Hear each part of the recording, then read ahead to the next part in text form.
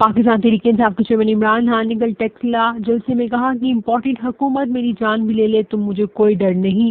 انہوں نے کہا کہ پاکستان کو ایسے سیاستدانوں کی ضرورت ہے جن کے زمینی برائے فروخت نہ ہوں۔ انہوں نے میرے گھر پر 3 بار پولیس بھیجی۔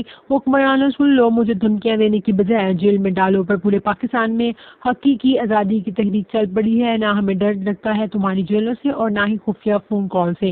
انہوں نے کہا کہ میں نے 28 مارچ کو مراسلہ دکھایا تھا جس میں واضح کیا گیا تھا کہ عمران خان کو حکومت سے نہ ہٹایا تو پاکستان کو معاف نہیں کیا جائے گا۔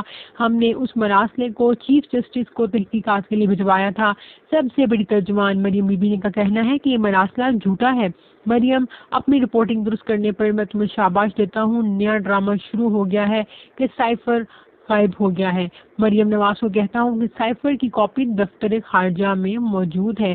ہماری حکومت کو اس لیے ختم کیا گیا تھا کہ مہنگائی بڑھ گئی ہے، لیکن اب انہوں نے آگے صرف اپنے کرپشن کیسز ختم کیے جبکہ مہنگائی میں مزید اضافہ کر دیا۔ اور اس کے علاوہ ان کا کہنا تھا کہ ساکھ ڈار کو یقین دلایا گیا ہے کہ تمہیں کچھ نہیں ہوگا، ڈار ڈھیل کے بغیر پاکستان میں آ ہی نہیں سکتا تھا۔ اس کے علاوہ ان کا کہنا تھا کہ ہمارے ملک میں قانون کی بالادستی کو یقینی بنانا ہوگا۔ لندن کے سب سے مہنگے علاقے میں ان کی اربوں روپے کی پراپرٹیز ہیں، لیکن مریم نواز کا کہنا ہے کہ لندن تو چھوڑو، میری تو پاکستان میں بھی کوئی پراپرٹی نہیں ہے۔